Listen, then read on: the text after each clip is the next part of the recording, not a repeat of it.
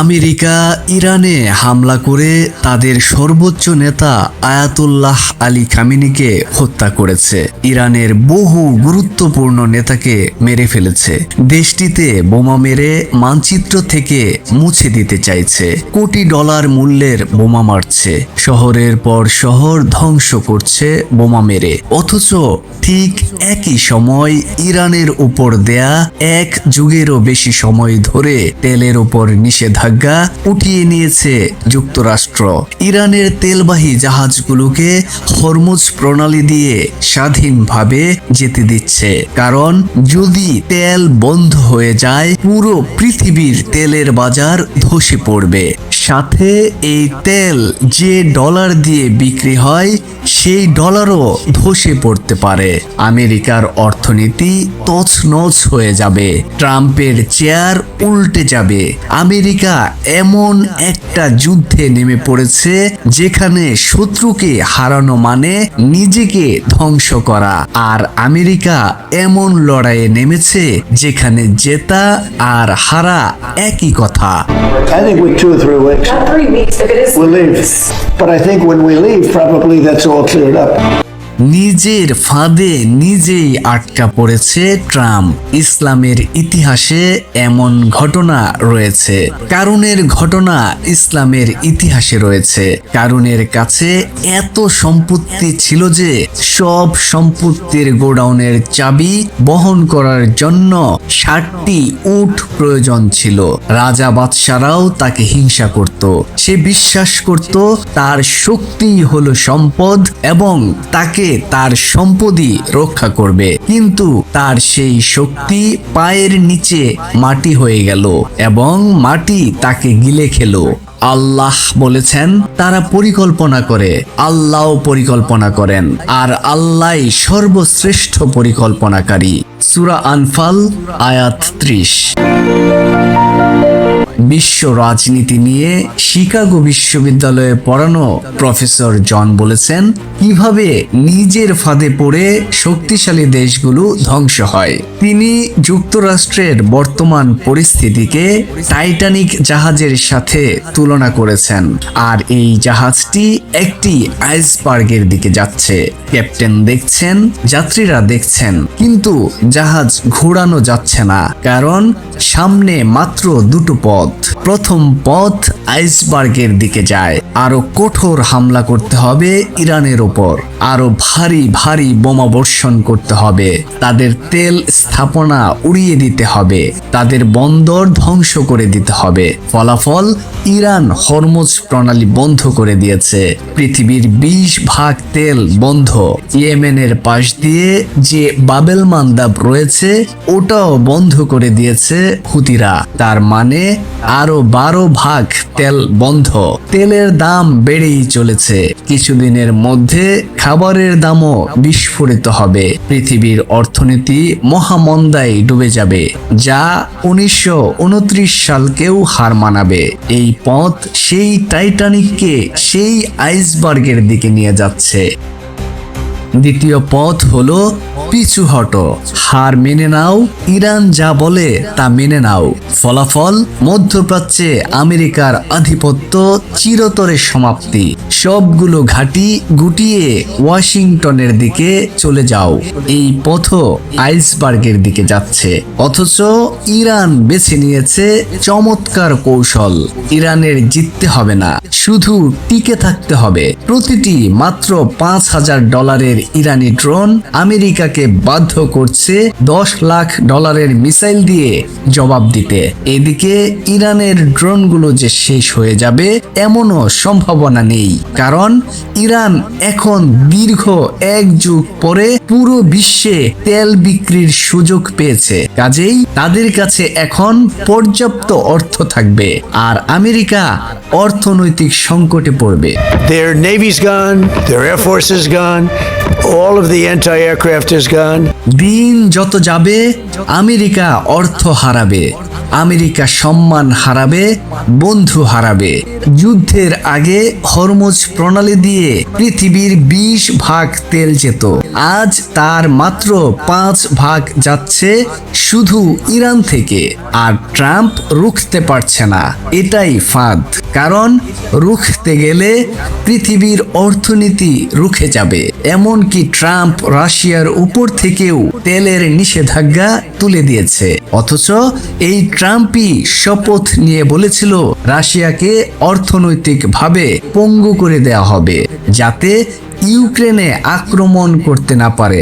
অথচ বাস্তবতার কি নির্মম পরিহাস, ট্রাম্পই এখন রাশিয়াকে তেল বিক্রিতে সহায়তা করছে। সময়ই ট্রাম্পকে এখন তেল বিক্রির দালাল বানিয়েছে।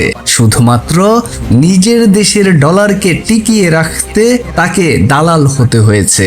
অর্থাৎ একদিকে ট্রাম্প শত্রুকে বোমা মারছে, অন্যদিকে নিজে বাঁচতে তেল বিক্রিতে সহায়তা করতে বাধ্য হয়েছে।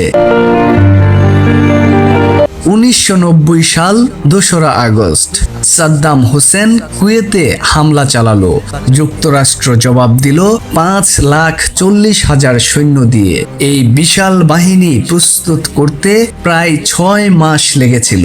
আর যেই ইরাকের বিরুদ্ধে এই বাহিনী নামানো হয়েছিল, সেই ইরাক বর্তমান ইরানের 10 ভাগের 1 ভাগ। আর ট্রাম্প সৈন্য পাঠাচ্ছে মাত্র 50,000। ইরানের বিরুদ্ধে এই নগণ্য সৈন্য পাঠানো হচ্ছে। অথচ ইরানের পাহাড়ি এই অল্প সংখ্যক সৈন্যকে পানি ছাড়া গিলে ফেলবে, কেননা ইরানের 2/3 পাহাড়ি এলাকা। এইসব অঞ্চলে অত্যাধুনিক অস্ত্রের চেয়ে গেরিলা যুদ্ধই গুরুত্বপূর্ণ।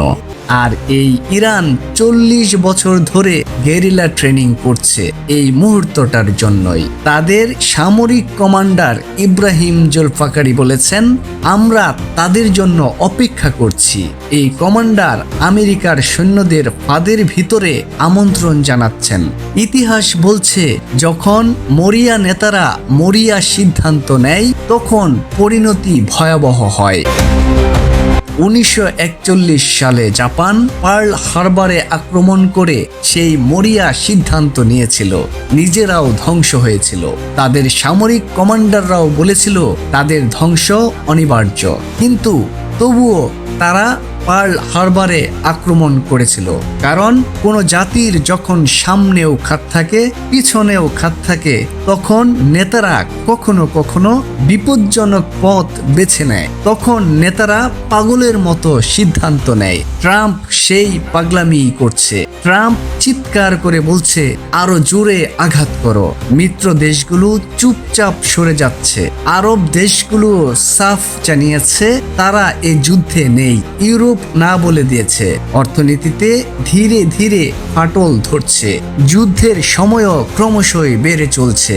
আল্লাহ সূরা আল হাশরে ইরশাদ করেন, তারা মনে করেছিল তাদের দুর্গ তাদেরকে আল্লাহর কাছ থেকে রক্ষা করবে, কিন্তু আল্লাহ সেদিক থেকে আঘাত করলেন যেদিক থেকে তারা ভাবেওনি। বাদশাহ আব্রাহা এসেছিল হাতির বাহিনী নিয়ে কাবা শরীফ আক্রমণ করতে। আব্রাহার বাহিনী ছিল তখন পৃথিবীর সবচেয়ে শক্তিশালী সেনাবাহিনী। আরব ভূমিতে কেউ কখনো এত বড় বাহিনী দেখেনি। সে এসেছিল কাবাকে মাটির সাথে মিশিয়ে দিতে। আল্লাহ তার বিরুদ্ধে কোনো রাজা পাঠাননি, কোনো বাহিনী পাঠাননি। আল্লাহ পাঠিয়েছিলেন ছোট ছোট পাখি, যাদেরকে আবাবিল বলা হয়। তাদের মুখ আর পায়ে ছিল পাথর। সেই আবাবিল পাখি পৃথিবীর তখনকার সবচেয়ে শক্তিশালী বাহিনীকে তৃণ সদৃশ ঘাসে পরিণত করেছিল। বর্তমান বিশ্বে সবচেয়ে শক্তিধর দেশ আমেরিকা ঝাঁপিয়ে পড়ল ইরানের উপর তাদের সর্বশক্তি নিয়ে। B2 স্টিলথ বোমার বিমান নিয়ে, পৃথিবীর সবচেয়ে বড় বিমানবাহী রণতরী নিয়ে, $1 ট্রিলিয়ন সামরিক সরঞ্জাম নিয়ে। মানব ইতিহাসের সর্বোচ্চ সামরিক শক্তি আমেরিকার হাতে রয়েছে। সে এসেছিল ইরানকে দুমড়ে মুচড়ে দিতে। অথচ সেই আমেরিকাকেই পিছু হটতে হচ্ছে রণতরী দুমড়ে মুচড়ে যাওয়ার ভয় নিয়ে। যুক্তরাষ্ট্রকে রুখে দিল $5,000 সস্তা ড্রোন, ঘরে তৈরি সাশ্রয়ী অত্যাধুনিক মিসাইল।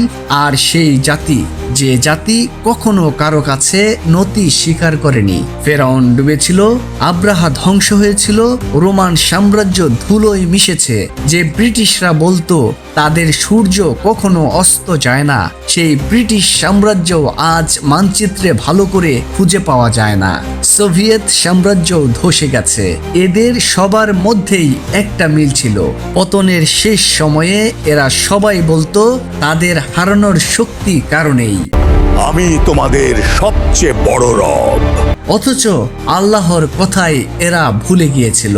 আল্লাহ সূরা কাসাসে ফেরাউন সম্পর্কে ইরশাদ করেছেন, সে এবং তার বাহিনী পৃথিবীতে অন্যায়ভাবে অকারণে অহংকার করে চলেছিল, আর তারা মনে করেছিল তাদের আর আমার কাছে ফিরিয়ে আনা হবে না। পৃথিবীতে ফিতনা সৃষ্টিকারী সেই অহংকারী ফেরাউনকেও আল্লাহ পানিতে ডুবিয়ে মেরেছিলেন, তার সাম্রাজ্য ধ্বংস করেছিলেন। এখন হয়তো ট্রাম্পের পালা, যুক্তরাষ্ট্রের কপালে হয়তো ঘটতে চলেছে একই ঘটনা।